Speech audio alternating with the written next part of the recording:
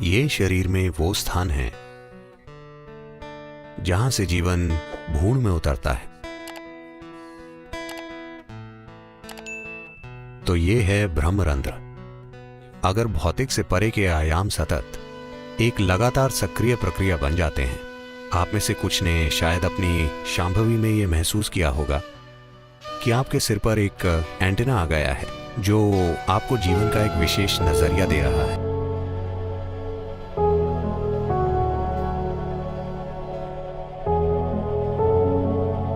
अगर आपके घर में एक नवजात शिशु है तो आप देखेंगे कि कपाल का एक विशेष हिस्सा पूरा नहीं बना है। क्या आपने ध्यान दिया है? तो बच्चे को कोमलता से संभालना होता है। वहां पर सिर्फ त्वचा होती है, कोई हड्डी नहीं होती। तो यौगिक शब्दावली में इस भाग को ब्रह्मरंध्र कहते हैं। रंध्र का मतलब होता है एक मार्ग, जैसे छोटा छेद या सुरंग का मार्ग। तो इसे ब्रह्मरंध्र कहते हैं। तो ये शरीर में वो स्थान है जहां से जीवन भ्रूण में उतरता है। क्योंकि जीवन भ्रूण में आ गया है और जीवन अपने विकल्पों को खुला रखता है, यानी क्या ये शरीर उसे कायम रखने में सक्षम है या नहीं, तो जीवन विकल्प खुले रखता है। जीवन प्रक्रिया में इतनी जागरूकता होती है तो ये आखिरी मिनट तक उस चौर दरवाजे को खुला रखता है। वो इसे खुला रखना चाहता है। अगर वो अपने अस्तित्व के लिए उस शरीर को उपयोगी नहीं पाता तो वो शरीर को छोड़ देगा और ये शरीर के किसी दूसरे मार्ग से नहीं जाना चाहता। ये वहीं से जाना चाहता है जहां से आया था। एक अच्छा मेहमान हमेशा सामने के दरवाजे से अंदर आता है और सामने के दरवाजे से बाहर जाता है। अगर वो सामने के दरवाजे से आता है और पीछे के दरवाजे से बाहर जाता है तो मतलब उसने आपका घर साफ कर दिया है। तो वो उसी दरवाजे से बाहर जाना चाहता है तो वो उसे खुला रखता है। आखिरी मिनट तक वो अपना विकल्प बरकरार रखना चाहता है।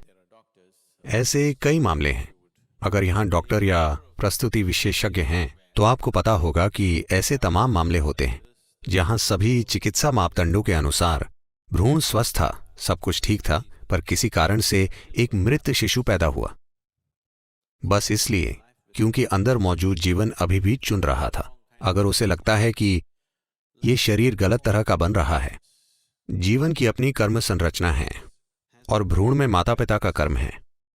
तो हालांकि वो अपने चुनाव से ही आया है, बात बस ये है 90% या उससे ज्यादा मौकों पर यह सही होता है। पर जीवन इस बात के प्रति सचेतन है कि ये कभी कभी गलत चुनाव कर सकता है। तो यही कारण है कि गर्भावस्था के दौरान एक गर्भवती महिला के आसपास एक अलग तरह का वातावरण बनाने के लिए बहुत सी सावधानियां बरती जाती थीं। अब हम ये सब छोड़ रहे हैं। आज गर्भवती महिलाएं काम पर जाती हैं, सिनेमा जाती हैं, वे सभी जगह जाती हैं। ऐसी चीजें अब नहीं की जाती हैं। ये सिर्फ इस उम्मीद से किया जाता था कि आप दोनों से बेहतर प्राणी आपके गर्भ में आए। आप जानते हैं कि मैं क्या कह रहा हूं? आप पति पत्नी हैं, आपके कुछ खास गुण हैं। आप चाहते हैं कि आपका बच्चा बस आपकी तरह नहीं बल्कि आपसे ऊंची गुणवत्ता का हो। आपसे बेहतर प्राणी आपके गर्भ में आना चाहिए। उस वजह से गर्भावस्था के एक खास चरण के बाद एक पति को भी उस महिला को देखने की अनुमति नहीं थी, क्योंकि उसे आराम और खुशहाली की एक खास अवस्था में रखना होता था। एक खास तरह के विचारों के साथ, एक खास तरह के वातावरण में, हर तरह से उसके सिस्टम को खुश रखने की कोशिश होती थी। सही तरह की सुगंध, ध्वनियां, मंत्र, भोजन, हर चीज, ताकि उसका शरीर एक ऐसी अवस्था में हो जिससे सही किस्म के प्राणी को निमंत्रण दे। शायद आज की दुनिया में इन सब चीजों का सवाल ही नहीं उठता। तो अगर कोई प्राणी इस खास भ्रूण में प्रवेश करता है और उसके शिशु बनने के दौरान उसे उपयुक्त नहीं पाता तो वो चला जाता है। इसलिए एक द्वार खुला रखा जाता है। तो ये ब्रह्मरंध्र है। और एक दिन जब आप शरीर छोड़ते हैं उस समय भी आप किसी भी मार्ग से जा सकते हैं, लेकिन अगर आप ब्रह्मरंध्र से जाते हैं तो ये जाने का सबसे अच्छा तरीका है। अगर आप सचेतन रूप से शरीर के किसी भी हिस्से से जाते हैं तो ये ठीक है, लेकिन अगर आप ब्रह्मरंध्र से जा पाएं तो ये प्रस्थान करने का सबसे अच्छा तरीका है। तो चूंकि इस बारे में बहुत सी बातें होती हैं तो इस बारे में किताबें लिखी गई हैं। एक बात यह है कि इसकी काफी संभावना है कि हो सकता है कि कोई इंसान अपने सिर के ऊपर या माथे के बीच में चीजों की कल्पना करना शुरू कर दे। वे कई चीजों की कल्पना करते रहते हैं। आपको यह समझने की जरूरत है कि आप जहां भी अपने मन को केंद्रित करते हैं वहां कुछ हलचल होगी। अगर आप चाहें तो अभी आजमा सकते हैं। अपनी छोटी उंगली को ऐसे रखें और इसकी नोक पर ध्यान केंद्रित करें। आप देखेंगे कि 1 मिनट के भीतर वहां कुछ हलचल होगी। शरीर के किसी भी हिस्से पर अगर आप अपना ध्यान केंद्रित करते हैं तो आप कुछ हलचल पर गौर करेंगे। तो इसे आपके भीतर हो रही किसी महान प्रक्रिया के रूप में गलत नहीं समझा जाना चाहिए। बेशक थोड़ी शारीरिक हलचल यहां वहां होती रहती है। कभी कभी ऐसा आपके साथ होता है। आप सो रहे होते हैं, शरीर का कोई हिस्सा थोड़ा सा हिलता डुलता है और ये और वो। खासकर अगर आप बहुत नर्वस हो तो ऐसा आपके साथ अक्सर हो सकता है। अगर आप सहज हैं तो शायद ऐसा ना हो। अगर आप थोड़े तनाव या दबाव में हैं तो ये आपके विभिन्न अंगों में हो सकता है, तो उसे भी गलत लेने की जरूरत नहीं है। मुझे नहीं पता कि मुझे ये कहना चाहिए या नहीं, क्योंकि अगर मैं ये कहता हूं तो आप हर तरह की चीजों की कल्पना करना शुरू कर देंगे। अगर आप ध्यानमय हो जाते हैं, जो कि आप बन रहे हैं जब आप शांभवी करते हैं, मुझे ये नहीं कहना चाहिए। ये हर तरह की चीजों को जन्म देगा, क्योंकि लोगों की कल्पना बहुत प्रचंड होती है। मैं हमेशा उन्हें ऐसा कुछ भी बताने से बचता हूं जो उनके अनुभव में नहीं है, क्योंकि वो हर तरह की चीजों की कल्पना करना शुरू कर देंगे। वैसे भी अगर आप खुद के साथ ऐसा मत कीजिए, ये जरूरी नहीं है।